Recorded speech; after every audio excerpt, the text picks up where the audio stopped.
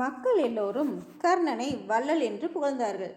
இதை கேட்டு அர்ஜுனன் கர்ணன் மீது பொறாமை கொண்டான்.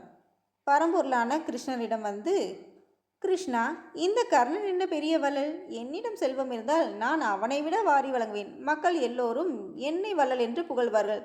ஆனால் என்னிடம் செல்வம் இல்லையே என்று வருத்தத்துடன் கூறினான். நீ சிறந்த வள்ளல் என்று புகழ் பெற வேண்டும், அவ்வளவுதானே? அதற்கு நான் உதவி செய்கிறேன். பொன்மலை ஒன்று இருக்கும் இடம் எனக்கு தெரியும், அதை உனக்கு தருகிறேன், என்னுடன் வா என்றார் கிருஷ்ணர். அர்ஜுனனும் கிருஷ்ணருடன் புறப்பட்டான். பெரிய பொன்மலை ஒன்றை அவனிடம் காட்டினார். இந்த மலை உனக்கே சொந்தம், உன் விருப்பம் போல இதிலிருந்து பொன்னை வாரி வழங்கு என்று சொல்லிவிட்டு அங்கிருந்து கிருஷ்ணர் சென்று விட்டார். அந்த பொன்மலையை பார்த்ததும் அர்ஜுனன் மிகவும் மகிழ்ச்சி அடைந்தான். இந்த மலையை கோடரியால் வெட்டி வந்தவர்களுக்கெல்லாம் வழங்கி கொண்டிருந்தான். ஒரு வாரம் சென்றது.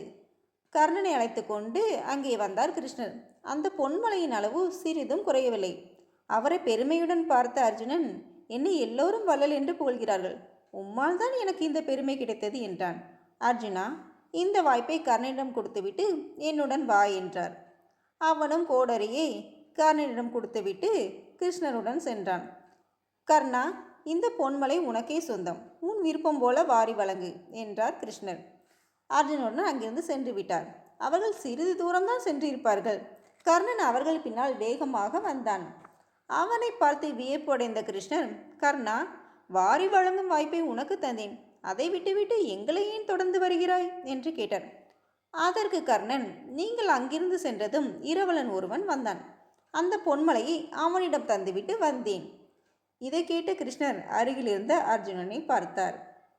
என்ன முயற்சி செய்தாலும் தன்னால் கர்ணனைப் போல வள்ளலாக முடியாது.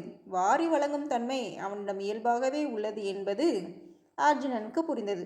தலை கவிழ்ந்து நின்றான் அர்ஜுனன்.